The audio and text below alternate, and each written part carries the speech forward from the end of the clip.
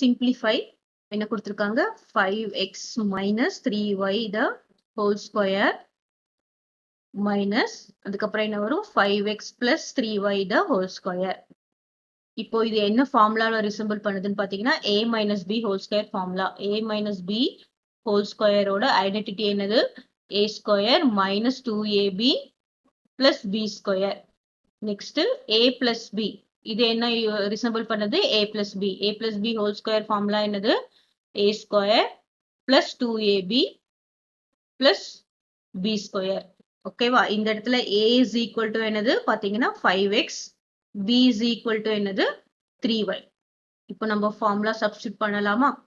So that is equal to இங்க என்ன வரும் 5x the whole square, this is a square minus ஃபார்முலால minus இருக்கு 2 into 5x அதுக்கப்புறம் 3y ஏன்னா இது 2ab plus 3y the whole square. So first முடிச்சாச்சு, அதுக்கப்புறம் இந்த மைனஸ் இங்க போட்டாச்சு, இங்க bracket open பண்ணிக்கிறோம். இங்க என்ன இருக்கு 5x plus 3y. So again this is 5x the whole square plus இங்க a plus b whole square தானே 2 into 5x into 3y அதுக்கப்புறம் என்ன வரும் 3y the whole square from bracket close. So next 5x the whole square என்ன வரும் 25x square minus 5 to 10, 10 into 3 is 30xy plus 9y square minus bracket open பண்றோம். இங்க என்ன வரும் 25x square plus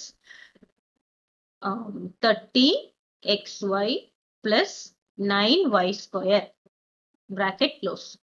So next என்ன பண்றோம் 25x square minus 30xy plus 9y square minus multiply பண்றோம் minus என்ன வரும் 25x square minus into plus is again here minus 30xy இங்க minus into plus என்ன வரும் minus 9y square.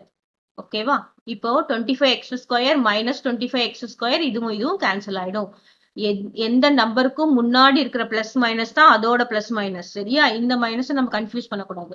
இங்க என்ன இருக்கு 9y ஸ்கொயர் இருக்கு, இங்க என்ன இருக்கு minus 9y ஸ்கொயர் இருக்கு, அது இதுவும் கேன்சல் ஆயிடும். இப்போ ரிமைனிங் என்ன இருக்குன்னு பாத்தீங்கன்னா minus 30xy minus 30xy. So ரெண்டுமே மைனஸ்ல இருக்கிறதுனால நம்ம என்ன பண்ணிடணும் ஆட் பண்ணணும் minus 60xy. So answer is minus 60xy.